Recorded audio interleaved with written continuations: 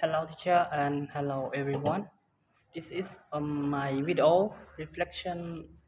about cooperative after the class. ចឹងតកតងទៅនឹងវីដេអូហ្នឹងសូមនិយាយអំពីការការធ្វើការឆ្លុះបញ្ចាំងអំពីការរៀនបែបសហការចឹងតកតងវីដេអូហ្នឹងខ្ញុំសូមសង្ខេបទេចឹងអ្វីដែលខ្ញុំនិយាយនោះគឺមានតែពីរចំណុចធំៗទី1តកតងទៅនឹង introduction អំពី cooperative learning. Cooperative learning is a teaching method where students work together in small group to learn instead of studying alone. Students help each another, share ideas, and solve problems together. ជាងយើងដឹងថាវិធីសាស្ត្របង្រៀនតាមបែបសហការហ្នឹងគឺជាវិធីសាស្ត្រមួយដែលសិស្សហ្នឹងគាត់ធ្វើការជាមួយគ្នានៅក្នុងក្រុមសម្រាប់ការរៀនរបស់ពួកគាត់ដោយមិនឲ្យពួកគាត់រៀនដោយតែឯងទេពួកគាត់ត្រូវតែមានសហការគ្នានៅក្នុងក្រុមមានការចេះជួយគ្នាមានការចែករំលែកនូវគំនិត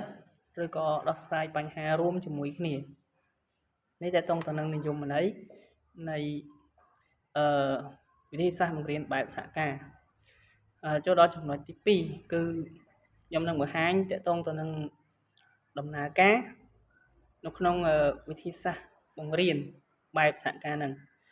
teaching process អញ្ចឹងជាទូទៅវាមាន5ជំហានធំនៅក្នុងវិធីសាស្ត្របង្រៀនបែបសហការហ្នឹងstep 1ឬក៏គេហៅជំហានទី1គឺការរៀបចំអញ្ចឹងការរៀបចំហ្នឹងគ្រូគឺជាអ្នករៀបចំជាដំបូងគ្រូរៀបចំគ្រូបញ្យល់មេរៀនអំពីអ្វីដែលចង់ឲ្យចេះឲ្យសិស្សធ្វើហើយគ្រូណែនាំពីរបៀបនៃការធ្វើហើយបែងចែកក្រុមឲ្យសិស្សstep 2តកតងទៅនឹង giving the test អញ្ចឹងជំហានទី2គឺយើងនិយាយអំពីការដាក់ស្លឹកកិច្ចការឲ្យសិស្សអញ្ចឹងបន្ទាប់ពីគ្រូបានរៀបចំក្រុមហើយអញ្ចឹងគ្រូគាត់ក៏បានឲ្យស្លឹកកិច្ចការឬក៏សំណួរទៅកាន់ក្រុមនីមួយដើម្បីឲ្យពួកគាត់ពិភាក្សា step ទី3ឬក៏ step 3 group discussion អញ្ចឹងនៅពេលដែលក្រុមនីមួយបាននៅប្រធានបទបាននៅសំណួរដែលគ្រូដាក់ឲ្យហើយអញ្ចឹងពួកគាត់ចាប់ផ្ដើមពិភាក្សាគ្នា student discuss together មានន័យថាពិភាក្សាគ្នា share idea ask question មានន័យថាចែករំលែកនៅចំណេះដឹងគំនិតដែលគាត់មានទៅកាន់សមាជិកក្រុមដទៃទៀត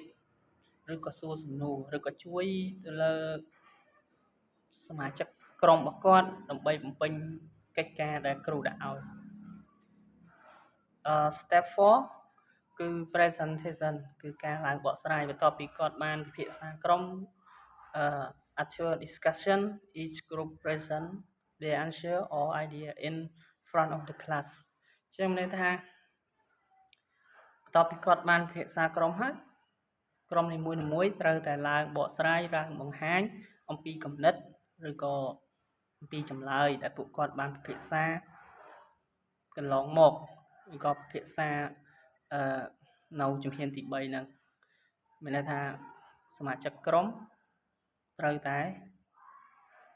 ឡើងបង្ហាញអ្វីឬក៏សមិទ្ធផលឬក៏លទ្ធផលដែលគាត់បានពិភាក្សា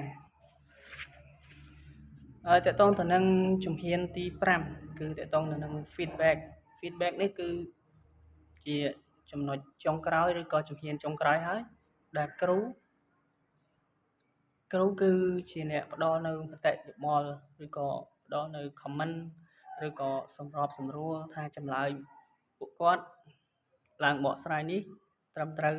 ដែរឬទេឬមួយក៏ត្រូវបំពេញបន្ថែមនៅចំណុចខ្វះខាត ណាទៀតជាទូទៅការបង្រៀនឬក៏រៀនបែបសហការនេះវាខុសពីការពិភាក្សាក្រុមការពិភាក្សាក្រុមយើងសង្កេតឃើញថាគ្រាន់តែពួកគាត់ធ្វើការជាក្រុមតូចមួយទេនៅក្នុងថ្នាក់ពួកគាត់មិនបានរៀនជារួមទេផ្ទុយទៅវិញបើយើងប្រើវិធីសាស្ត្រក្នុងការរៀនបែបសហការគឺសិស្សវាមានភាពសកម្មដែលអាចឲ្យពួកគាត់រៀនបានទាំងអស់នៅក្នុងថ្នាក់